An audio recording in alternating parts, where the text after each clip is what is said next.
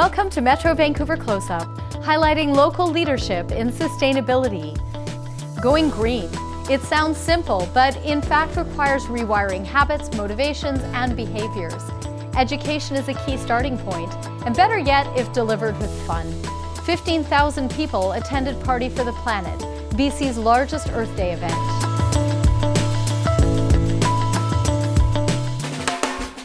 At Surrey's new City Hall Square, a Party for the Planet is underway. We're here at Surrey City Hall Plaza. We're here to celebrate Earth Day. We have tons of environmentally friendly initiatives that the city does, and so we're here to really showcase what Surrey's all about. 2015 is the 5th year that the City of Surrey has hosted this festival for its growing population, now at about 508,000 people. Well, let's just call it an environmental mall, where instead of going to a shopping mall where you can buy all the things that are there and learn about the things that are there, we have all these agencies that are here to teach you about what you need to do. Everything from how to recycle, how to grow. We've got a tree sale that's here, we have a plant sale that's here, and at the same time there's entertainment. So the entertainment will draw some of the younger people here, and at the same time the adults have the ability to learn along with their kids. The event itself had on-site recycling and composting. We're recycling, we're collecting garbage, we're collecting organics, and we're hoping to divert 98 to 99% of what would end up in the landfill. The mayor and councillors were on hand to introduce the event. Welcome, 5th annual Party for the Planet. And who has a better name for Earth Day than we do? Party for the Planet. Surrey highlighted their upcoming compost facility, which will create biofuel for Surrey's fleet vehicles. It'll be the first closed-loop system in all of North America. And their urban canopy strategy. A tree does come down, we're putting 2 up in its place, so that the city has the ability 20 years down the road to have a larger tree canopy than it does today. By the end of the day, everyone in the family had learned something about sustainability, thanks to the wide-ranging events and exhibits. In 2008, the Metro Vancouver Board agreed to a 33% reduction in greenhouse gas emissions by 2020. In 8 years, the overall reduction achieved is 8%. Walking creates 0 greenhouse gases, so civic leaders are increasingly placing sidewalks as a transportation priority. Events like Jane's Walks, which calls itself a walking conversation, helps advance this goal. Behind New Westminster City Hall, residents are gathering for a very special guided tour. Today we're doing a walk with the mayor as part of Jane's Walk. It's one of 16 walks in New Westminster and walks that are going to be happening all across Metro Vancouver to celebrate our neighborhoods and walkability, and really is a goal of making our communities more walkable. I'm sure everyone has the odd book that kind of inspired them and maybe sent them on a different direction in their life, and this is probably one of maybe 2 or 3 books that did that for me. And this is Jane Jacobs' famous book, The Death and Life of Great American Cities. Jane Jacobs was a journalist and author who believed in community approaches to urban planning. Although she passed away in 2006, we spoke with Jane Jacobs in 2002. The only way that the senior governments can try to address all this diversity and yet micromanage it is that they try to standardize things. One size fits all. And this is a recipe for stultifying settlements. I think that Jane's Walks are essentially like a conduit to create a voice for people to talk about the issues and subjects that are really important and subjects and issues that matter to them, so that they could potentially take some of those topics and take them to the civic level to start to facilitate and create some change. Mayor Corrigan also led a Jane's Walk focusing on public art in Burnaby.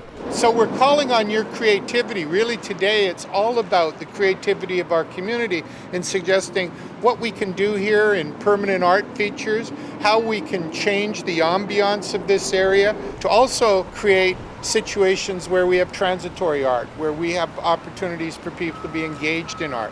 Mayor Greg Moore in the city of Coquitlam and Mayor Froese from the Township of Langley also led Jane's Walks. just discussing some of the things that are in your community that are right next door that you may not be aware of is what Jane's Walk is all about. It's advocating for healthy lifestyle, it's advocating getting to know your neighbors. With over 30 different walks occurring across Metro Vancouver, it's clear that there is a strong appetite for community engagement in the region. I'm very happy with the walk. Certainly the weather cooperated, it was a beautiful day and a lot of great discussion. I think every Jane's Walk is unique. I think Jane's Walk is all about unique community leaders and people of all walks of life really coming together and sharing and showcasing their neighborhoods.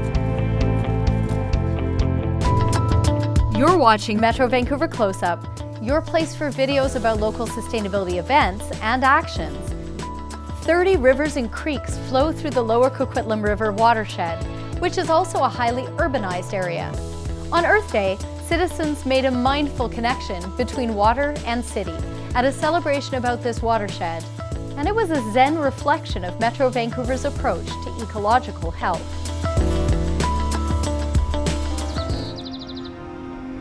Good evening, everyone, and welcome to our gentle Hatha class this evening on Earth Day in the Coquitlam Watershed. What do yoga and planning the management of a watershed have to do with each other, you might ask? Well, as it turns out, quite a lot. Yay. 3 years, guys. The Coquitlam Watershed Roundtable celebrated the end of its 3-year planning process, which for the first time in Canada considered the health and well-being of people as well as that of the environment. We're joining forces with Watershed Watch Salmon Society and the My Watershed Moment initiative to do the yoga because the messaging parallels between the two, healthy humans and healthy watersheds. We would love for people to get more engaged in what happens in their community. So we are really opening the doors today to try and get people to come out, participate in the yoga, and perhaps be inspired through that to take an active role in leading the Coquitlam watershed towards a healthier future. People attending the open house heard a presentation on the link between healthy watersheds and healthy people. A growing body of evidence concludes that getting out into nature is good for you, both mentally and physically. The yoga community and the people who care about the watershed health are coming together because the yoga community is trying to improve their immune system and their well-being. So they're supporting the people who are trying to do it in terms of the health of the watershed as well. There's a natural fit here. The Roundtable's focus now shifts from planning to implementation. This is where the rubber hits the road. Through this process, we identified actions that we can measure, indicators that we can use to show that we can connect if we implement these and some behavioral changes, that it will lead to a healthy watershed and improve our ecological and human well-being. 3 actions are going ahead in 2015. A plan to manage invasive species across all 3 municipalities in the watershed, a stormwater education program aimed at homeowners, and a new initiative to find incentives to offer developers in return for using greener building methods. New partners are now being sought to help fund and implement several other strategies that emerged from the 3-year planning process.